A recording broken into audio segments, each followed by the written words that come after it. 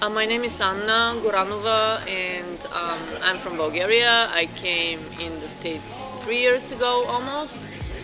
And I have worked on in the Bulgarian national TV as a director and editor. And here I'm working more as an editor and associate producer, production manager for some narrative films. My name's Chris Newberry. I'm a filmmaker, a documentary filmmaker based in Minneapolis. It was a long time ago, and I was a high school student too when I started working for documentaries at the beginning. And first I wanted to be a journalist. My mother had a friend who was a journalist, and I very much adored that part of asking questions and talking about the things that concern me or doesn't concern me, but don't concern me, but I feel that I have to say something. But then with the time, when starting in the high school some journalist clubs and writing for some newspapers, I understood that I don't like that part of the reporting where you go and just present what had happened in a more simple, descriptive way. I was more interested in more telling a story, more deeply get involved in some problem, not just something happened on that street or there was a fight somewhere or something like this. That's why I was more interested in the documentaries.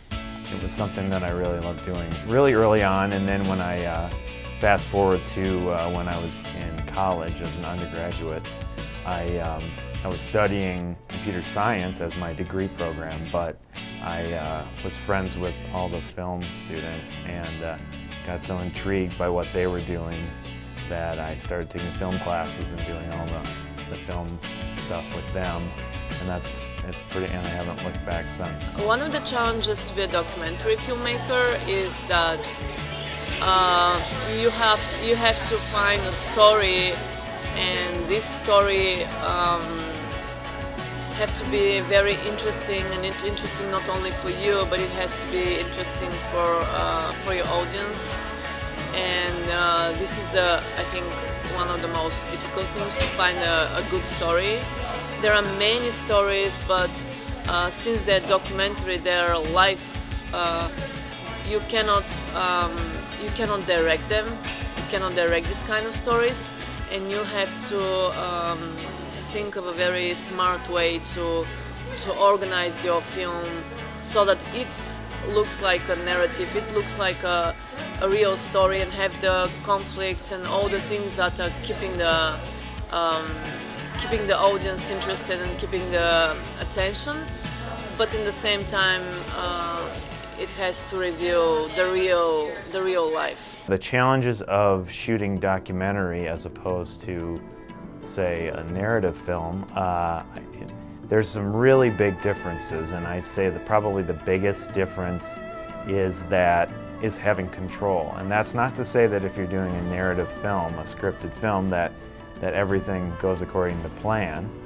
But when you're talking about a documentary, especially the kind of fly-on-the-wall stuff that I do, really you're going into a situation, a real-life situation, without knowing exactly what's going to happen. And so you kind of have to really think on your feet. You have to be working, always aware of your surroundings, and then what goes along with that is being respectful of the environment and of the people that you're shooting, and whether or not whether or not someone wants a camera pointed at them or not. In documentary filmmaking, you have to be able to communicate with many people, and sometimes not all the people are very open, but these are most of the times the people that are most interesting, that are not very open, not very likely to share what you want to learn. So this is another challenge. And you also sort of have to be editing in your head as you go. The editing in your head concept certainly happens in a narrative film too, but when you're talking about documentaries, fly-on-the-wall documentaries. It's happening in real time, and so you, without the benefit of having a storyboard going into a scene, you're shooting a scene and you want to make sure that you're getting the coverage that you're going to need once you get into the editing room. So inevitably, you're going to shoot something and then get in the editing room and then wish, oh man, I wish I had pointed the camera at that person's face for the reaction at that moment, and it just that didn't happen, and you regret it. And so that's why you have to do your best while you're shooting the footage to be thinking about how things are going to be edited together. And the more you do it, I think the more you sort of build up an instinct for it.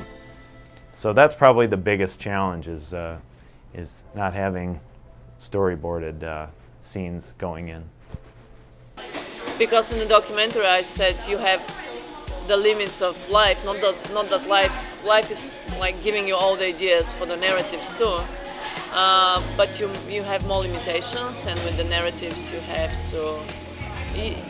the chance to be more creative and do what you want. Favorite part of the filmmaking process? So my favorite part of the filmmaking process is probably the shooting. Like, so actually having the camera rolling, being on set, or being on location shooting something. I think that's probably what gives me the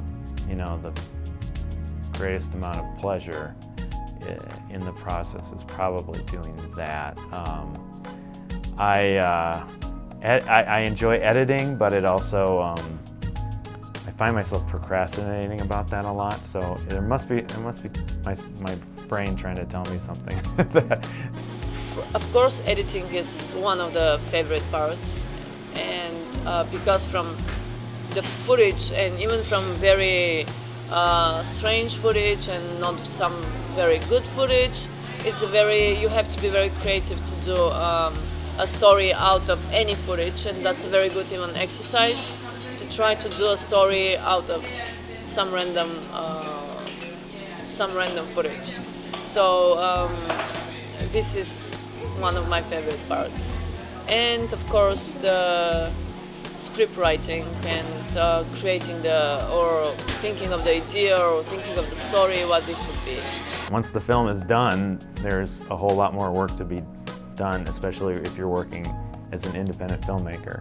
There's a lot of getting the word out, making sure the film finds an audience. As a filmmaker, if you're good at attracting the business commercial world into your project, that's very helpful.